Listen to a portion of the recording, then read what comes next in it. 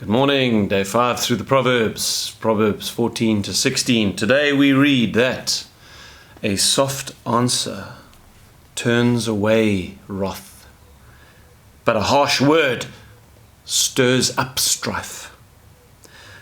The tongue of the wise uses knowledge rightly, but the mouth of fools pours forth foolishness.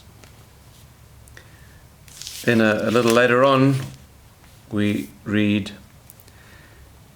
"He who is slow to anger is better than the mighty, and he who rules his spirit than he who takes a city." Here is wisdom for life. Losing your temper is never a good idea. I had a client many years ago, and I'll never forget this. His name was Slaven. Slaven was 6'8", an absolutely enormous human being. And we were chatting one day, and he made this comment to me. "He who loses his temper loses." And I remember thinking to myself at the time, Slaven, if you lose your temper, I'm pretty sure you're going to win. Because he could just take your head off. But he was teaching me something. He who loses his temper loses. Now that is what these Proverbs this morning is saying. Even if you have knowledge and you have every right to lose your temper and get angry, you must use that knowledge rightly.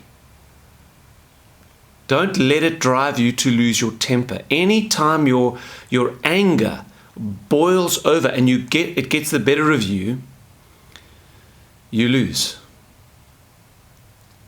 And I'm speaking to myself this morning. The most difficult city in the world to conquer is the city of your own emotions. And if you can rule your emotions and hold back your anger, and the words that come with anger, that's what we're seeing this morning, that anger manifests through words, harsh words that stir up strife. And because people are the way they are, when we use harsh words and anger and we stir up strife, rather than repenting and getting sorry, even if we're right, we have all the knowledge, we know what's happened here, but we're not using that knowledge correctly. We are venting it in anger. All it's going to do is stir the pride and defensiveness of the other person, and it's going to stir up strife. It's not going to resolve the issue. And nowhere is this more important than in your marriage. How many times do we raise our voices at one another because we're irritated and we feel like we've been grieved and we're in the right? And if you can rule your spirit, you're better than the mighty. Here is one, says Matthew Henry, more powerful than Caesar, who conquered the worlds, and Napoleon, who conquered kingdoms. If you can manage your own emotions and rule your spirit, especially when you're angry, and still give a soft answer, you are the mightiest of all on the earth.